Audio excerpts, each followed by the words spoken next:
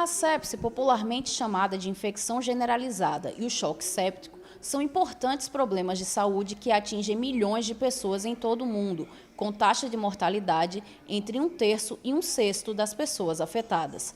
A cada 2,8 segundos, uma pessoa morre de sepse no mundo. O médico intensivista Arthur Faria esclarece o que é a sepse. A sepse é uma reação do nosso organismo, só que uma reação desenfreada, desregulada a um quadro infeccioso. Então, por exemplo, nós temos uma infecção inicial, uma infecção potencialmente menos grave, como infecção de pele, que começa com um corte na perna, por exemplo, que não tem nenhuma reação inflamatória maior, só aquele corte. Mas isso vai evoluindo com edema local, com vermelhidão e ganhando sinais sistêmicos, como por exemplo, febre, aumento da frequência cardíaca, aumento da frequência respiratória, hipotensão e até alteração do nível de consciência.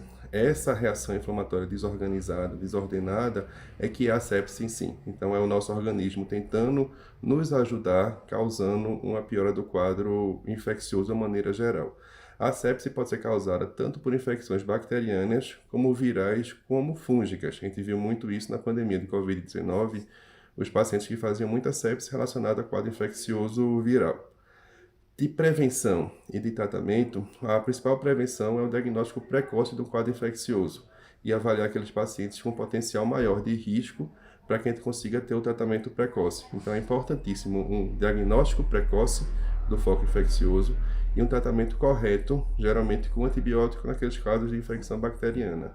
E lembrar também que prescrição de antibiótico precisa ser feita por um médico, porque a gente tem que ter a dose correta do antibiótico, o antibiótico correto e pelo tempo correto. O processo de reabilitação necessita de bastante cuidado, como explica Arthur Faria.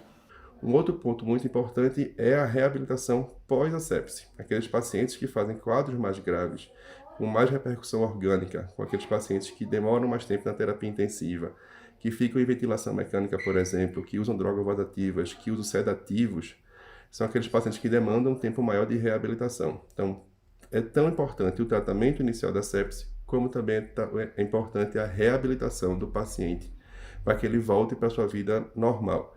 Então, aqueles pacientes que saem da terapia intensiva nem sempre conseguem voltar logo ao trabalho. Às vezes, não conseguem respirar sozinhos, às vezes, têm perdas cognitivas que demandam alguns auxílios para serem reestruturados, reorganizados.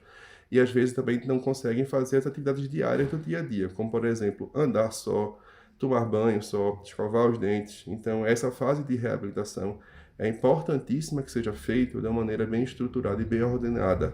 Que nós temos um grupo de profissionais, não só médicos, mas fisioterapeutas, enfermeiros, terapeutas ocupacionais. Então, assim, uma equipe multiprofissional para que a gente consiga ter essa melhor reabilitação e que não só tenhamos o paciente tratado do quadro infeccioso potencialmente grave, com um risco alto de evoluir ao óbito, mas que também esse paciente saia dessa fase hiperaguda, mas que consiga voltar para a sua atividade diária do dia a dia, que volte a trabalhar, que volte a socializar, que volte para a sua família reabilitado. É importantíssimo que a gente tenha um reconhecimento precoce da sepse e um tratamento eficaz, efetivo, para que a gente consiga reduzir mortalidade. Ouvimos o médico intensivista Arthur Faria, que trouxe informações sobre o que é a sepse e como ela deve ser tratada.